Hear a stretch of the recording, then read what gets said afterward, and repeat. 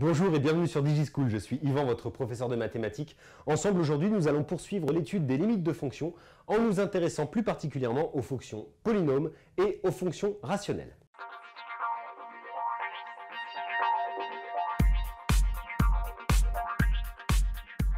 Alors tout d'abord, ce que l'on appelle une fonction polynôme, c'est tout simplement une fonction qui à x associe un polynôme en x, c'est-à-dire une somme ou une différence de différentes puissances positives de x affectées toutes d'un coefficient, positive et entière.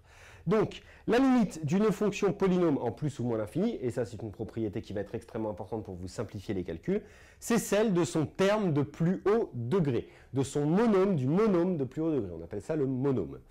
Donc, tout simplement, ça va rejoindre ce qu'on a fait ensemble sur les formes indéterminées, la première méthode où on factorisait par le terme de plus haut degré. Ici, en fait, on se dit, on n'a pas besoin de regarder ce qui se passe à l'intérieur de notre factorisation. Tout simplement, par exemple, la limite de 2x carré moins 3x plus 5 quand x tend vers plus l'infini, eh bien, ça va être égal à la limite du monôme de plus haut degré, c'est-à-dire de 2x carré, lorsque x tend vers plus l'infini. Et ça va grandement nous simplifier les choses parce que tout simplement, quand x tend vers plus l'infini, 2x au carré tend également vers plus l'infini. Donc ça nous fait égal à plus l'infini. On n'a pas besoin de réfléchir plus que ça, on regarde tout simplement le terme de plus haut degré et ça nous donne la même limite que la fonction polynôme. Deuxième exemple, la limite de 3x au cube moins 5x plus 20 quand x tend vers moins l'infini. Eh bien, d'après ce que je viens de dire, c'est égal à la limite de 3x au cube lorsque x tend vers moins l'infini. Donc, x au cube, lorsque x tend vers moins l'infini, ça tend vers moins l'infini. Donc, 3x au cube, ça tend encore plus, si je puis dire, vers moins l'infini. Donc, ça nous donne moins l'infini comme limite. Maintenant, regardons ce qui se passe pour les fonctions rationnelles. Ce qu'on appelle une fonction rationnelle, c'est tout simplement un quotient de deux fonctions polynômes.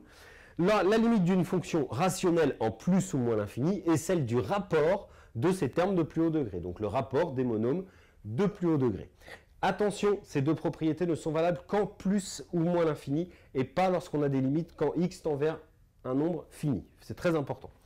Donc, les deux exemples qui sont en dessous, limite de 2x cube moins 7x plus 1 sur x carré moins 5x plus 9 lorsque x tend vers moins l'infini, eh bien, d'après la propriété que nous venons d'écrire au-dessus, ça va être la limite lorsque x tend vers moins l'infini de 2x cube sur x au carré. Je ne garde que les termes de plus haut degré. Donc 2x cube sur x au carré.